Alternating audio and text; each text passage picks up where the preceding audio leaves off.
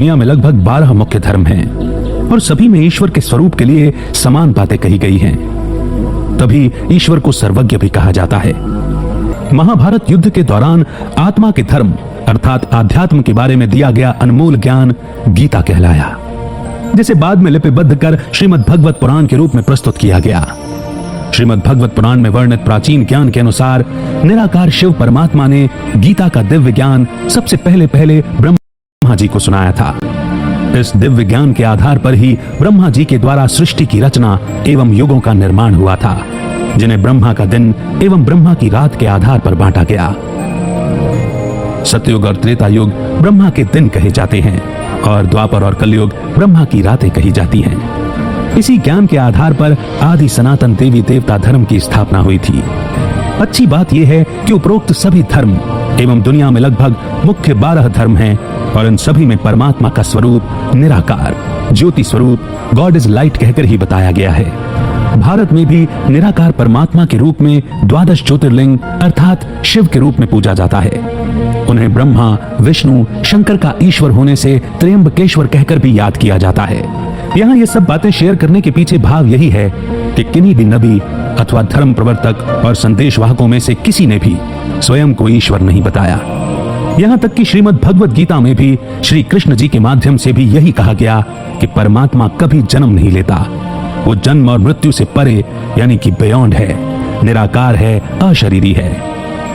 गीता के वचनों के अनुसार जो कोई भी परमात्मा को देहधारी मानता है वो परमात्मा को नहीं जानता।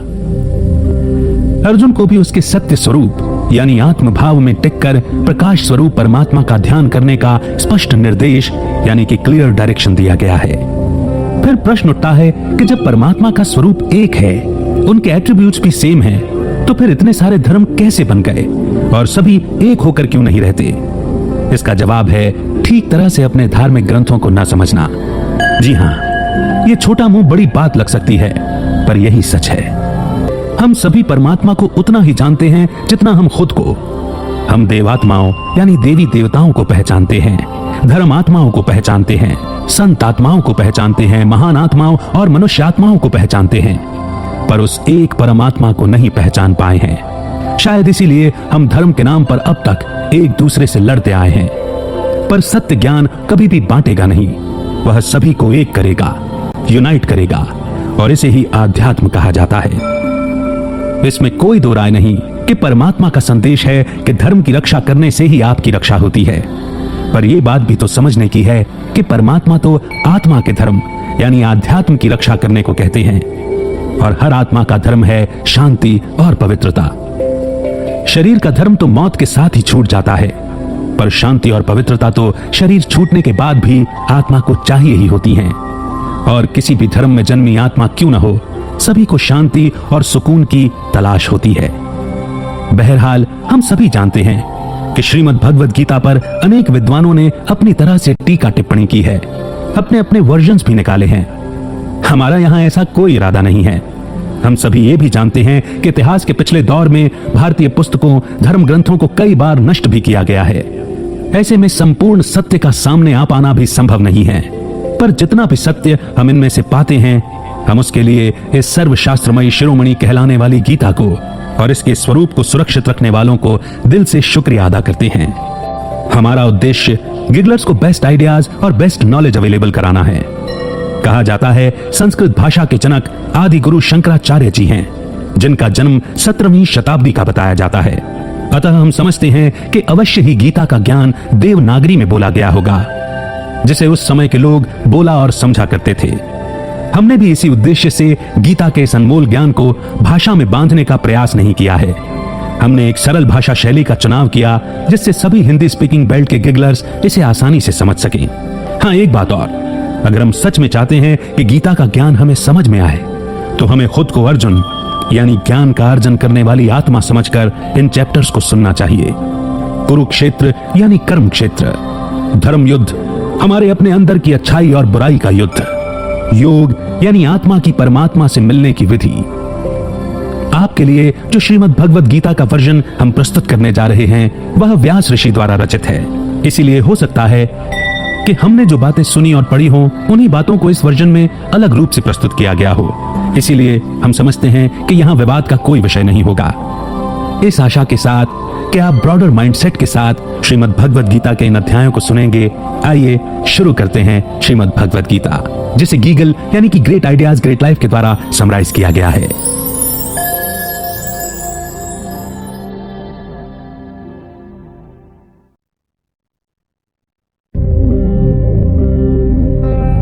क्या आपने कुरुक्षेत्र में हुए युद्ध के बारे में सुना है?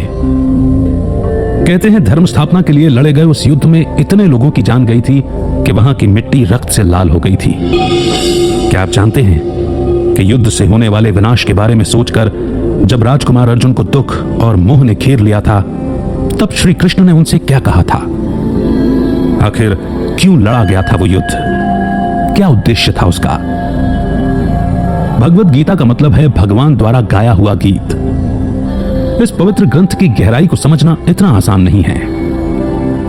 कई ज्ञानी कहते हैं कि भले ही यह युद्ध कुरुक्षेत्र की भूमि पर अस्त्र शस्त्र से लड़ा गया था, लेकिन इसमें दिए गए संदेश का मकसद हमें यह समझाना है कि हमारा मन भी कुरुक्षेत्र की तरह एक रणभूमि है, जहां लोभ, लालच, मोह, गुस्सा, वासना आदि कौरवों की तरह 100 अवगुण बसते हैं, जिन्हें हम पांचों इंद्रियों, जो कि 5 पांडवों के प्रतीक हैं, उन्हें काबू में करके हराना होगा। तभी हम एक सुखी जीवन जी सकते हैं और मुक्ति पा सकते हैं। श्री कृष्ण हमारे मन की आवाज या आत्मा या फिर कॉन्शियसनेस का प्रतीक है, जो दुविधा के वक्त सवालों का जवाब देकर हमारी मदद करते हैं। और हर इंसान अर्जुन का प्रतीक है, जो दुविधा में घिरा हुआ है। श्रीमद् भगवद गीता मात्र उपदेश नहीं देती, बल्कि इंसान को जीवन जीने का सही तरीका सिखाती है। यह अमृत रूपी ज्ञान किसी एक धर्म तक सीमित नहीं है। इसमें भगवान ने पूरी सृष्टि के लिए कई अनमोल बातें बताई हैं, जिन्हें अगर अपने जीवन में उतारा जाए तो हम अनगिनत समस्याओं से बच सकते हैं। इस पवित्र ग्रंथ में आप ब्रह्मांड के उन रहस्यों के बारे में जानेंगे जिन्हें लेकर अक्सर हमारे मन में सवाल उठते हैं। कुरुक्षेत्र युद्ध के दौरान भगवान ने जीवन से जुड़े कई अनसुलझे सवालों के जवाब दिए हैं। इस किताब के जरिए आप धर्म और आध्यात्म को एक अलग नजरिए से देखने लगेंगे। इसमें बताई गई बातें आज भी बिल्कुल सटीक बैठती हैं, क्योंकि इंसान का मन अब भी उन्हीं विकारों और दुविधाओं से जूझ रहा है, जैसे कई हजारों साल पहले जूझ रहा था। और इसका कारण है अज्ञानता। इसमें बताई गई बातें अज्ञानता को दूर कर मन में ज्ञान का दीपक जलाती हैं, जिससे इंसान सब कुछ साफ साफ समझने लगता है और उसका बेचैन मन शांत हो जाता है। इन बातों को आप अपने जीवन के हर पहलू में उतार कर परख सकते हैं। देखा जाए तो जीवन यात्रा एक समुद्र की तरह है, जिसमें हमें एक किनारे से दूसरे किनारे तक पहुंचना होता है। तूफान और लहरें वो चुनौतियां हैं जिनका सामना हमें सफर के दौरान करना पड़ता है। और ये पवित्र ग्रंथ, जो समय और काल चक्र से परे है, ये वो नाव है जो हमें सही रास्ता दिखाती है, निराशा और अंधकार में डूबने से बचाती है। तो आइए शुरू करते हैं श्रीमद् भगवद गीता का पहला अध्याय, विषाद योग।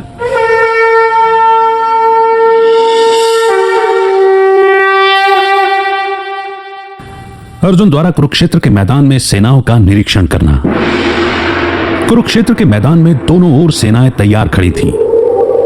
तनाव के कारण हवा में अजीब सा भारीपन था।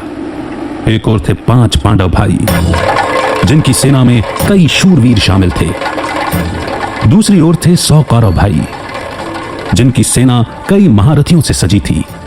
और श्री कृष्ण की नारायणी सेना ने उनके बल को और भी बढ़ा दिया था। द्वारकाधीश श्री कृष्ण ने कसम खाई थी कि वे इस युद्ध में शस्त्र नहीं उठाएंगे।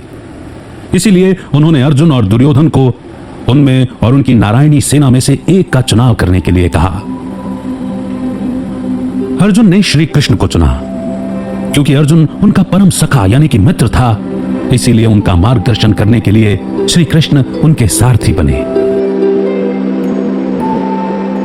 युद्ध शुरू होने का समय हो रहा था। पांडु पुत्र अर्जुन की नजर सामने खड़ी सेना की ओर गई। वहां उन्हें अपने भाई, उनके बच्चे, गुरुजन और भीष्म पितामह दिखाई दिए। यह युद्ध किसी आम युद्ध जैसा नहीं था। जहां दो राजा अपने वर्चस्व या राज्य के लिए लड़ रहे थे। यह युद्ध, जो धर्म युद्ध के नाम से जाना जाता है, एक ही परिवार के लोगों के बीच के संघर्ष की कहानी है, जिसका जन्म लालच और अहंकार के कारण हुआ था। दोनों पक्ष अपने दुश्मन को गौर से देख रहे थे। उन्हें हर ओर अपने दिखाई दे रहे थे। कहने को वो चचेरे भाई थे, लेकिन सत्ता के लालच में कौरवों की आंखों पर पर्दा पड़ गया था। धृतराष्ट्र और पांडु दो भाई थे। धृतराष्ट्र के 100 पुत्र थे, जिनमें दुर्योधन सबसे बड़ा था। उसमें अहंकार और लालच कूट कूट कर भरा था। कहते हैं कि वो इतना दुष्ट और अधर्मी था कि उसके जन्म के समय प्रकृति भी उदास हो गई थी। पांडु के 5 पुत्र थे। पांडव जो धर्म के रास्ते पर चलने वाले लोग थे। दुर्योधन पर सम्राट बनने का जुनून सवार था। वो हर हाल में इस युद्ध में पांडवों को हराकर अपनी जीत चाहता था। न उसे निर्दोषों की जान की परवाह थी, न अपने भाइयों के खोने का गम। उसे पूरा यकीन था कि भीष्म पितामह, अंगराज कर्ण, अश्वत्थामा और गुरु द्रोणाचार्य जैसे महारथियों का साथ होने से उसकी जीत निश्चित थी। लेकिन उसके विश्वास के विपरीत जीत तो पांडवों की होनी थी, क्योंकि श्री कृष्ण उनके पक्ष में थे। श्री कृष्ण धर्म के पक्ष में थे। पांडव पराक्रमी योद्धा होने के साथ साथ बहुत ज्ञानी भी थे। वो ये युद्ध नहीं चाहते थे। वो सिर्फ 5 गांव का अधिकार चाहते थे, ताकि सुख शांति से रह सकें। लेकिन जब दुर्योधन ने भूमि का एक टुकड़ा तक पांडवों को देने से इनकार कर दिया, तब युद्ध के अलावा कोई रास्ता नहीं बचा। भगवत गीता में ज्ञान का मतलब है इस शरीर, आत्मा और परमात्मा के तत्व को समझना। कौरवों की ओर से भीष्म पितामह ने सिंह की तरह गरज कर शंख बजाया। इसके बाद शंख, नगाड़े, ढोल सब एक साथ बज उठे, जिनकी आवाज से भयंकर गर्जना हुई। दूसरी ओर सफेद घोड़ों से सजे अलौकिक और दिव्य रथ पर बैठे श्री कृष्ण और अर्जुन ने शंखनाद किया। उनके पक्ष में बाकी भाइयों ने अलग अलग दिव्य शंख बजाए। उन सभी के शंख की गूंज से धरती और आकाश दोनों कांप उठे। जैसे जैसे रथ आगे बढ़ने लगा, सामने अपने लोगों को देखकर अर्जुन का मन गहरे दुख और विषाद से भर गया। जब उन्हें अपनी दुविधा का कोई हल, कोई जवाब नहीं मिला, तो उन्होंने श्री कृष्ण को अपने मन की पीड़ा बताई। हालांकि ये बातचीत अर्जुन और श्री कृष्ण के बीच हुई थी, लेकिन दोनों ओर की सेनाएं और सभी लोग उनकी बातें सुन पा रहे थे। श्री कृष्ण ने उनके बेचैन मन को शांत करने के लिए हर सवाल का जवाब दिया। जैसा कि हमने आपको पहले बताया कि गीता के इतने वर्जन्स हैं कि उनमें अलग अलग बातें पढ़ने और सुनने को मिलती हैं। हमारी दृढ़ मान्यताओं के अनुसार इस बातचीत के दौरान श्री कृष्ण ने समय को रोक दिया था और गीता का यह दिव्य संवाद श्री कृष्ण और अर्जुन के बीच में ही हुआ था। वहीं धृतराष्ट्र के सारथी संजय को महर्षि व्यास ने दिव्य दृष्टि प्रदान की थी, जिसके चलते वे हस्तिनापुर से कुरुक्षेत्र में हो रही घटनाओं को देख सकते थे, सुन सकते थे। और उन्होंने श्री कृष्ण और अर्जुन के बीच में हो रहे इस संवाद और युद्ध का आंखों देखा हाल धृतराष्ट्र को सुनाया। हम में से बहुत लोग ये भी जानते हैं कि महाभारत साक्षात्कार के द्वारा लिखी गई। महर्षि वेदव्यास साक्षात्कार करना और उसे लिखना एक साथ नहीं कर सकते थे, तो उन्होंने श्री गणेश जी की मदद ली थी। और श्री गणेश जी इसी बात पर राजी हुए थे कि जब तक महर्षि वेदव्यास बोलते रहेंगे, वे लिखते रहेंगे। ज्यों ही महर्षि वेदव्यास पॉज लेंगे या विराम लेंगे, श्री गणेश जी लिखना छोड़ देंगे। बहरहाल अर्जुन के बेचैन मन को शांत करने के लिए श्री कृष्ण ने उनके हर सवाल का जवाब दिया और तब ये महान ग्रंथ अस्तित्व में आया।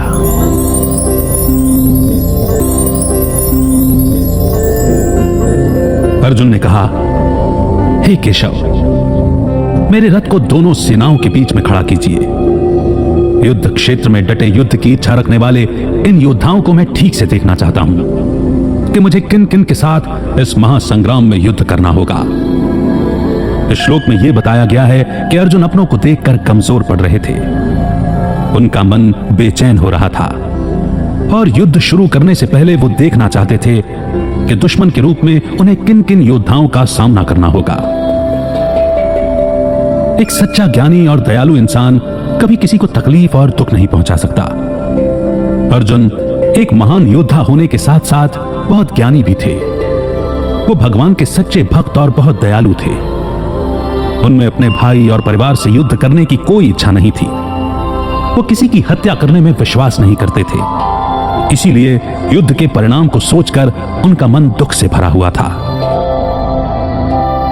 इसी तरह जीवन के संघर्ष में हमारा सामना जब किसी कठिन परिस्थिति से होता है तो हम घबरा जाते हैं, डर जाते हैं। उस वक्त हमें भी रुककर उस समस्या की परिस्थिति को गौर से देखना चाहिए और समझना चाहिए कि हमारा सामना किस तरह की चुनौतियों से होने वाला है। ऐसा करने से हम खुद को उस परिस्थिति के लड़ने के अनुरूप तैयार कर पाएंगे। अर्जुन ने कहा, हे कृष्ण, यहां तो सभी मेरे अपने हैं, कैसे बहाऊं मैं इनका रक्त? नहीं माधव, ये मुझसे नहीं होगा। अपनों को देखकर मेरा मन कमजोर पड़ रहा है, मुंह सूखा जा रहा है और शरीर कांप रहा है। मेरा गांडीव धनुष मेरे हाथ से छूट रहा है। शायद मैं अब खड़ा होने में भी सक्षम नहीं हूं। मैं खुद को भूलता जा रहा हूं। मेरा मन भ्रमित हो रहा है। अर्जुन को शारीरिक पीड़ा इसीलिए महसूस हो रही थी क्योंकि युद्ध करना उनकी विचारधारा के खिलाफ था। अपनों के मोह के कारण उनके मन पर भ्रम का पर्दा पड़ गया था और मन कमजोर होने लगा था।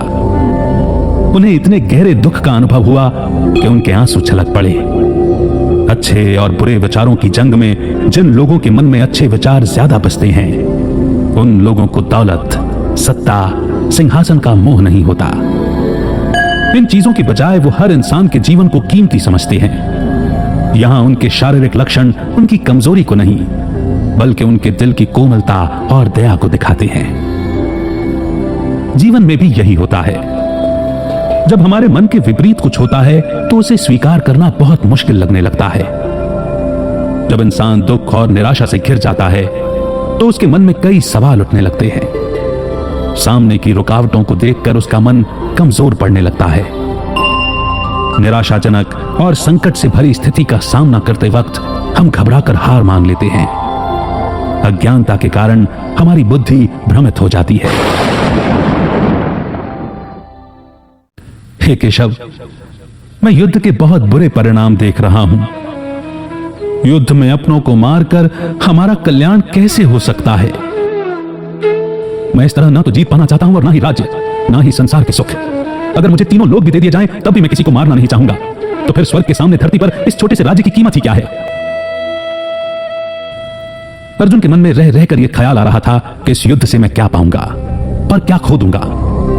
क्या किसी को मारकर हासिल की गई जीत खुशी दे सकती है? क्या किसी को दुख देकर इंसान सुखी हो सकता है? चाहे आप भगवान के अस्तित्व में विश्वास करें या ना करें, लेकिन एक अटल सच यह है कि हर एक्शन का एक रिएक्शन होता है। आप जो भी कर्म करेंगे उसका कोई ना कोई नतीजा तो आपके सामने जरूर आएगा। एक्शन रिएक्शन के सिद्धांत को जानने के बाद भी अगर जानबूझकर हम कुछ गलत करते हैं तो हमें शांति का अनुभव नहीं हो सकता। अर्जुन भी इसी तरह अपने कर्म के परिणाम के बारे में सोचकर परेशान हो रहे थे। अर्जुन ने कहा, हे केशव, अपने ही परिवार को मारकर हम कैसे सुखी होंगे? यह सच है कि ये अधर्मी लालच में आकर भ्रष्ट हो गए हैं, लेकिन इन्हें मारकर मुझे सुकून नहीं मिलेगा। इन्हें मारकर तो हमें पाप ही लगेगा। क्या हमें इस पाप से बचने का विचार नहीं करना चाहिए? यहां बताया गया है कि जब इंसान पर कोई चीज पाने का जुनून सवार हो जाता है तो वह अधर्म का रास्ता अपनाने से भी नहीं चूकता। अपने ही भाइयों को मारना, जैसा दुर्योधन करने की योजना बना रहा था, एक ऐसे आदमी के बारे में बताता है जो अपने अंतरात्मा की आवाज नहीं सुनता। अर्जुन ने धर्म और नीति का साथ कभी नहीं छोड़ा, लेकिन दुर्योधन जैसे लोग अपने स्वार्थ के लिए अपनी नीति को बदलने में जरा भी नहीं झिझकते। अर्जुन सोच रहे थे कि किसी की जान लेने जैसा घिनौना काम करने के लिए कोई इतना उतावला कैसे हो सकता है? यह तो महापाप है। क्या लालच ने उन्हें इतना अंधा कर दिया है कि वो अपने ही लोगों के खून के प्यासे हो गए हैं? अर्जुन के मन में विचार आ रहा था कि राज्य पाने के लिए कौरवों को मारने से ज्यादा उचित है कि धर्म का रास्ता अपनाकर उन्हें माफ कर दिया जाए। इस श्लोक में बताया गया है कि इंसान की इच्छाओं का कोई अंत नहीं है और अक्सर वो अपनी इच्छा पूरी करने के लिए गलत रास्तों को अपना लेता है, जैसे दुर्योधन ने किया था। इसीलिए हमें अपनी इच्छाओं और भावनाओं को काबू में रखने की जरूरत है। नहीं तो इसके परिणाम भयानक हो सकते हैं। इस शरीर को सुख देने के लिए किसी के साथ बुरा करना ठीक नहीं है।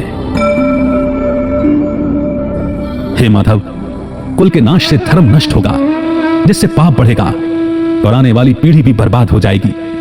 जिसका धर्म नष्ट हो जाता है वो पाप का भागीदार बनता है। हम लोग बुद्धिमान होकर भी लोभ और सुख के लिए अपनों को मारने पर आतुर हैं। इससे बेहतर तो यह होगा कि मैं अपने हथियार डाल दूं और धृतराष्ट्र के पुत्र मुझे मार दें। वो मौत भी मेरे लिए ज्यादा कल्याणकारी और सुखदायी होगी। अर्जुन यहां कहना चाहते हैं कि जब घर के बड़े बुजुर्ग गुजर जाते हैं तो घर की नींव हिल जाती है और परिवार बिखरने लगता है। तब उस कुल का नाश होता है जिसका बुरा परिणाम आने वाली पीढ़ी तक को भुगतना पड़ता है। कुल का विनाश होने पर पुराने धर्म का नाश हो जाता है, जिस वजह से पूरे परिवार में अधर्म और पाप फैल जाता है। थोड़ी सी भूमि के टुकड़े के लिए वो इतना सब कुछ दांव पर नहीं लगाना चाहते थे। इस विनाश को रोकने के लिए वो मरने तक को तैयार थे, लेकिन युद्ध का मैदान सजा हुआ था और वो जानते थे कि अंत में उन्हें लड़ना ही होगा। इस दुख से बेचैन होकर अर्जुन ने अपना धनुष त्याग दिया और जाकर रथ में बैठ गए। अर्जुन बुद्धिमान थे, लेकिन वो ये भूल गए कि जब पुराने धर्म का गलत इस्तेमाल होने लगे तब उसका नाश करना जरूरी हो जाता है। उसके नाश के बाद ही नए निर्माण की नींव रखी जा सकती है। बदलाव ही प्रकृति का नियम है, इसीलिए हमें बदलाव से घबराना नहीं चाहिए। यहां इंसान के मन की स्थिति को दिखाया गया है कि जब वो चुनौतियों को सामने खड़ा देखता है तो घबरा जाता है और बेतुके तर्क देकर हार मानकर भाग जाना चाहता है, और कुछ नहीं तो वो तमाम बेबुनियाद दलीलें देने लगता है कि आखिर क्यों पीछे हट जाना बिल्कुल सही फैसला है। उसके सोचने समझने की शक्ति खत्म हो जाती है और वो सही कदम नहीं उठा पाता।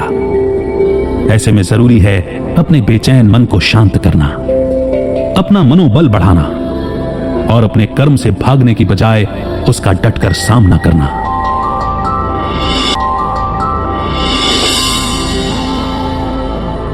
तो यहां पर श्रीमद् भगवत गीता का पहला अध्याय समाप्त होता है। गीता का हर अध्याय हमें कुछ न कुछ सिखाता है। असल में यह हमारे मन की भूमि को जीवन की रणभूमि के साथ जोड़ने का काम करता है। यहां अर्जुन के माध्यम से हर इंसान की दुविधा और मन की स्थिति को दिखाया गया है कि जीवन संघर्ष में जब उसका सामना किसी चुनौती से होता है तो व्यक्ति का मन कैसे सवालों से घिर जाता है और वो अलग अलग बहाने बनाकर उससे भागने की कोशिश करता है। जब हमारा सामना किसी चुनौती से होता है तो हमारे मन में कई सवाल उठते हैं। ये सवाल चिंता और डर को जन्म देते हैं जो हमारे मन को कमजोर करने लगते हैं। इससे बचने का सिर्फ एक उपाय है और वो है नॉलेज और इंफॉर्मेशन हासिल करना। ज्ञान हमारे सवालों का जवाब देता है और जवाब मिलने के बाद ही मन शांत होता है और एक शांत मन साफ साफ स्पष्ट रूप से सोच सकता है और सही फैसला ले सकता है।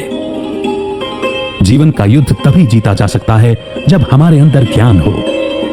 उसके बाद कोई चुनौती कितनी भी बड़ी और मुश्किल क्यों ना हो, ज्ञान के द्वारा विचार साफ हो जाते हैं और हम जान जाते हैं कि क्या करना है और कौन सा कदम उठाना है। गीता के पहले अध्याय का संदेश है, इस संसार में सभी दुख और तकलीफों का मूल कारण है संघर्ष का सामना न कर पाने की हमारी कमजोरी। आपके सामने जो भी चुनौती है उसे गौर से समझने की कोशिश करें, तभी आप खुद को उसका सामना करने के लिए तैयार कर पाएंगे। हमारी मन भूमि में पॉजिटिव और नेगेटिव विचारों के बीच एक लगातार संघर्ष चलता रहता है, जिसमें आपको नेगेटिव विचारों को खुद पर हावी नहीं होने देना है।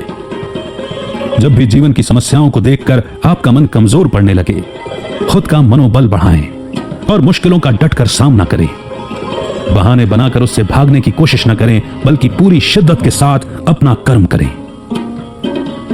एक बात हमेशा याद रखें कि कोई एक्शन न लेना भी एक तरह का एक्शन होता है और उसका रिएक्शन भी आपके सामने जरूर आएगा। इसीलिए सोच समझकर लिए गए एक्शन से कामयाबी मिलने की ज्यादा उम्मीद होती है। आपको अपने मन की कमजोरी का त्याग करना है, अपने कर्म का नहीं। तो इस प्रकार श्रीमद् भगवत गीता का यह प्रथम अध्याय, फर्स्ट चैप्टर, यहीं पर समाप्त होता है। ये हमारा विश्वास है कि आप ये बात बहुत अच्छी तरह से समझते हैं कि श्रीमद् भगवत गीता को गीगल ऐप पर लाना यानी कि गीता में निहित अच्छी बातों को हम अपनी गीगल फैमिली तक पहुंचा सके, बस इतना सही है। गीता में लिखी अच्छी बातें हम समझ सके उन्हें। यार 2024 में ना अपना हर एक सपना पूरा करूंगा। 2023 में तो साल पूरा ही निकल गया मगर कुछ कर नहीं पाया। मगर 2024 में अपने बिजनेस आइडियाज पर काम करूंगा, हेल्थ पर काम करूंगा, हर दिन पॉजिटिव रहूंगा। इस साल तो एग्जाम क्लियर करूंगा, वगैरह वगैरह। ऐसे ही न जाने कितने ख्याल इन दिनों आपके मन में चल रहे होंगे, है ना? नहीं तो चलने वाले होंगे। मगर हम सब ये जानते हैं कि फरवरी तक आते आते ये सारे रेजोल्यूशन संजीव कपूर करते हैं। उसी तरीके से अपने हाथों को मूवमेंट करें, एग्जैक्टली हर चीज वैसे ही करें जैसी संजीव कपूर करते हैं। तो अब हमें पता है कि हमारी डिश भी एग्जैक्टली वैसी ही बनेगी जैसी उनकी बनती है। तो कहने का मतलब यह है कि बनाने वाले पर यह डिपेंड नहीं करता कि डिश कैसी है, बल्कि इस पर डिपेंड। यार 2024 में ना अपना हर एक सपना पूरा करूंगा। 2023 में तो साल पूरा ही निकल गया मगर कुछ कर नहीं पाया। मगर 2024 में अपने बिजनेस आइडियाज पर काम करूंगा, हेल्थ पर काम करूंगा, हर दिन पॉजिटिव रहूंगा। इस साल तो एग्जाम क्लियर करूंगा, वगैरह वगैरह। ऐसे ही न जाने कितने ख्याल इन दिनों आपके मन में चल रहे होंगे, है ना? नहीं तो चलने वाले होंगे। मगर हम सब ये जानते हैं कि फरवरी तक आते आते ये सारे रेजोल्यूशंस, खुद से किए हुए ये प्रॉमिसेस, ये फुस हो जाते हैं। नहीं, मैं निराश नहीं कर रहा हूं आपको, ये तो सच है और ये हमें एक्सेप्ट करना होगा। और इस बात पर माइंड नहीं करना है, बल्कि इसके पीछे के रीजंस को गहराई से समझना है। तो दो रीजंस हैं इसके पीछे। पहला रीजन ये है कि हमें करना क्या है इसके लिए हमारे पास कोई आइडियाज ही नहीं होते हैं। और दूसरा रीजन ये है कि हमारी कंसिस्टेंसी नहीं बन पाती है, यानी हम अपने खुद के गोल के लिए लगातार 1000 दिन भी नहीं दे पाते हैं। आइए इन दोनों प्रॉब्लम्स को ना अच्छे से समझते हैं। पहले ये देखते हैं कि आइडियाज कहां से लाएं। इमेजिन कीजिए कि अगर आपको कोई डिश बनानी है और वो भी ठीक वैसी जैसे इंडिया के one of the best chefs Sanjeev Kapoor बनाते हैं, तो इसका सबसे आसान तरीका ये होगा कि हम उनकी रेसिपी को ना एग्जैक्ट कॉपी कर लें। यानी हर चीज एग्जैक्टली सेम तरीके से करें। वो सारे इंग्रेडिएंट्स डालें जो संजीव कपूर जी डालते हैं, एग्जैक्टली उसी ऑर्डर में डालें जब वो डालते हैं, उतनी ही देर तक चीजों को गर्म करें जितनी देर तक संजीव कपूर करते हैं। उसी तरीके से अपने हाथों को मूवमेंट करें, एग्जैक्टली हर चीज वैसे ही करें जैसी संजीव कपूर करते हैं। तो अब हमें पता है कि हमारी डिश भी एग्जैक्टली वैसी ही बनेगी जैसी उनकी बनती है। तो कहने का मतलब यह है कि बनाने वाले पर डिपेंड नहीं करता कि डिश कैसी है, बल्कि इस पर डिपेंड करता है कि हम बनाने के लिए रेसिपी कौन सी यूज कर रहे हैं। और अगर सक्सेस के कॉन्टेक्स्ट में इसकी बात करें तो इंसान की सक्सेस की रेसिपी उसके आइडियाज हैं जो कि महान लोगों की बुक्स में दिए गए हैं।